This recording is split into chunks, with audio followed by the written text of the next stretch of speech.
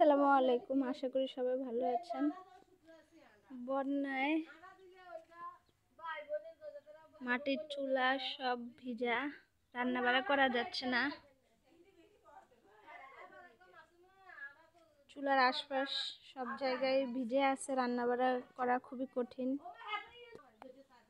এজন্য এখন ঘরের ভিতরে ইট বসিয়ে রান্না করা হচ্ছে।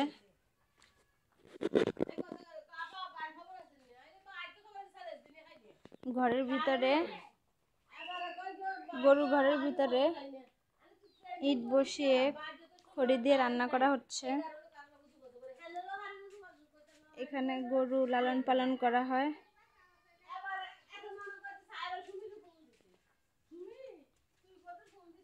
এটা দেখা যাচ্ছে না।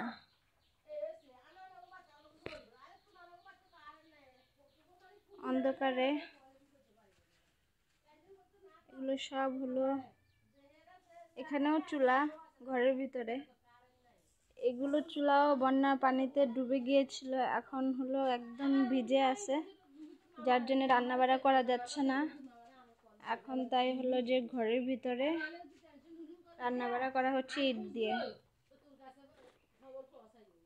বন্যার্ত মানুষদের কতটা দুর্ভোগ সেটা কল্পনা করার বাহিরে।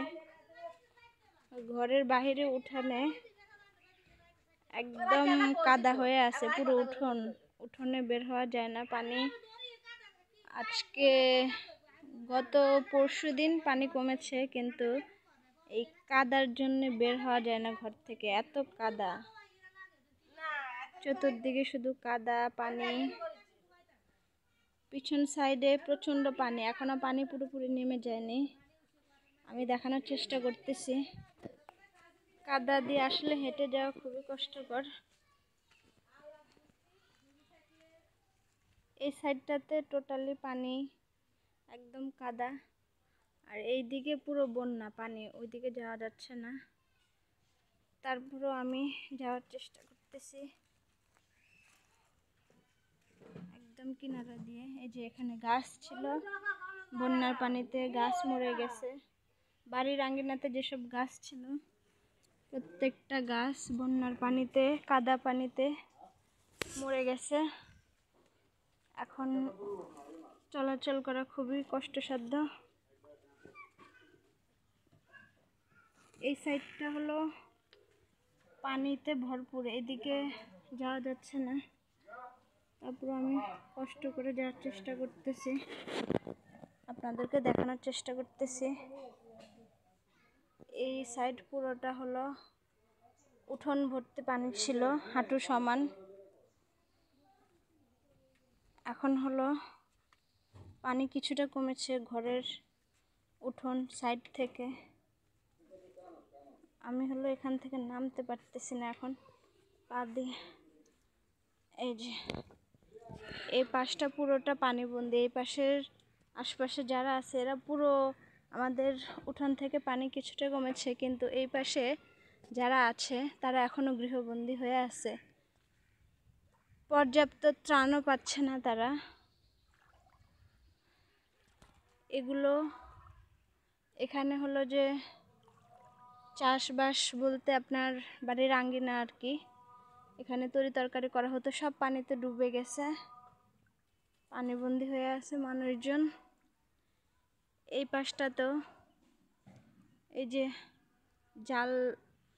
জাল দিয়ে চারপাশ ঘিরে রেখেছে। এখানে হলো যে কিছু শাকসবজি চাষ করা হতো বাড়ির পাশেই, সব পানিতে ডুবে গেছে।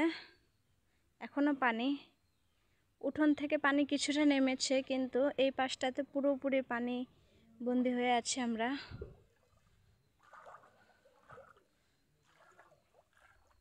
মহান আল্লাহ তাআলা সহায় হোক, আল্লাহ সকলকে হেফাজত করুক। বন্যার ক্ষয়ক্ষতি কাটিয়ে সবাই যাতে আবার সুন্দরভাবে উঠে দাঁড়াতে পারে, সবাই সেই দোয়া করবেন এবং বন্যার্ত মানুষের পাশে যে যার জায়গা থেকে যতটুকু পারেন সাহায্য সহযোগিতা করবেন, এটাই কামনা করছি, এটাই আশা করছি।